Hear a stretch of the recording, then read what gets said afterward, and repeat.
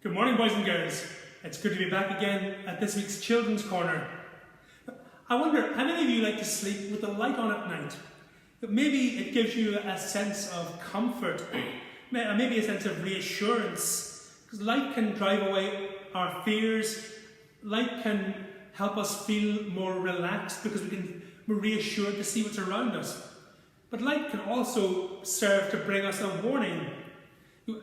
Throughout the years, many sailors have trusted in lighthouses to warn them of potential dangers and shipwrecks.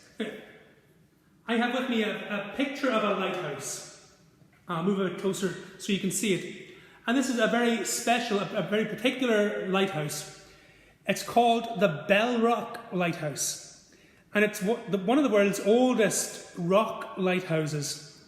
It's over 200 years old. And during all that time, it's been sending out its light over the seas at night. But the extraordinary thing about this, if you look at the picture, is that it's not close to the shore. It's not on land or close to the edge of the shore even. It's actually 11 miles away from the shore at a place called Arbroath near Dundee on the east coast of Scotland. And where it stands, there's a treacherous submerged reef underneath the lighthouse.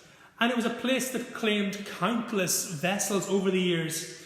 There was even a rumour amongst the sailors in that area that there was some sort of creature under the water trying to attack the boats.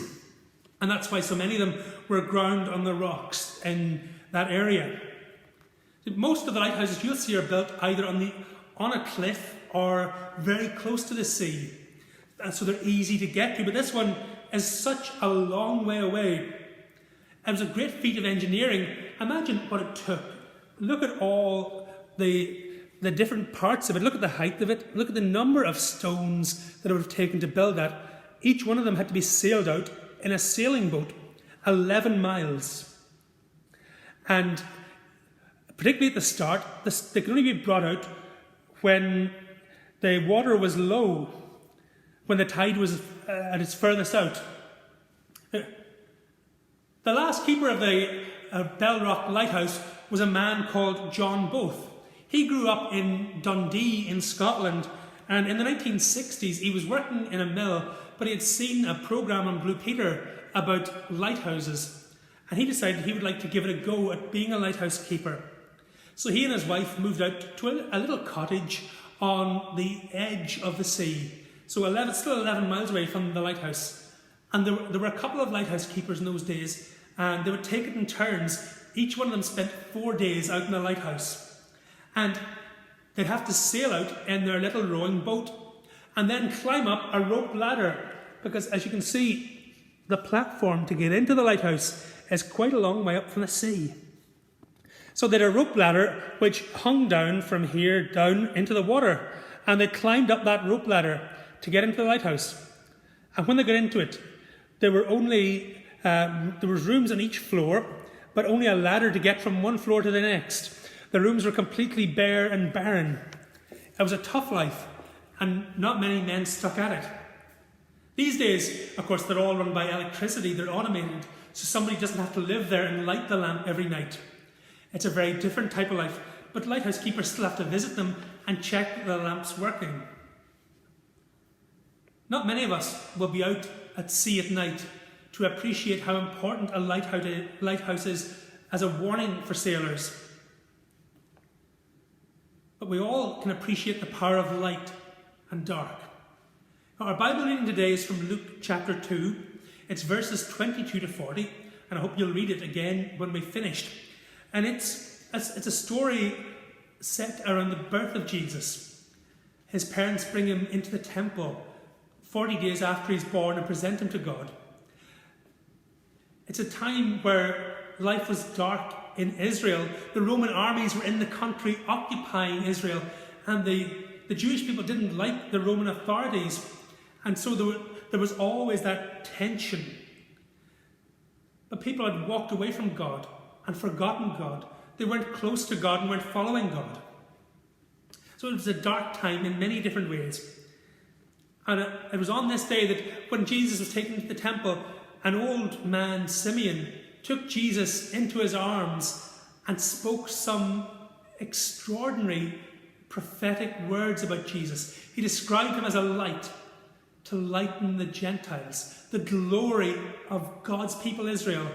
All the darkness that they would see in wandering from God, all the darkness of Roman oppression, all of it would be brought into the presence of the light of this baby who had been born in a manger, worshipped by shepherds and wise men, and now presented in the temple.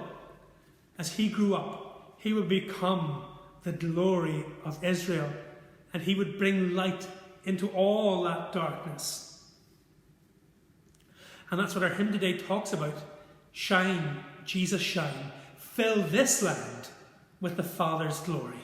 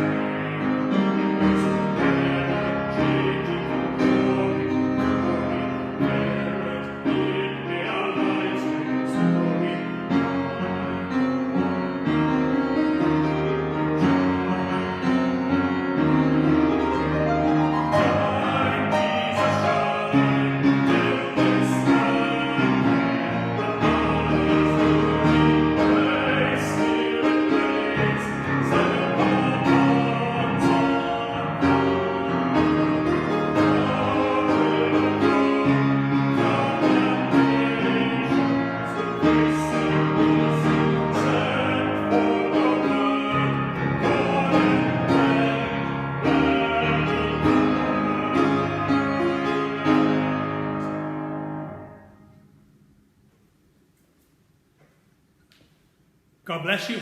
God keep you safe, and see you again next week.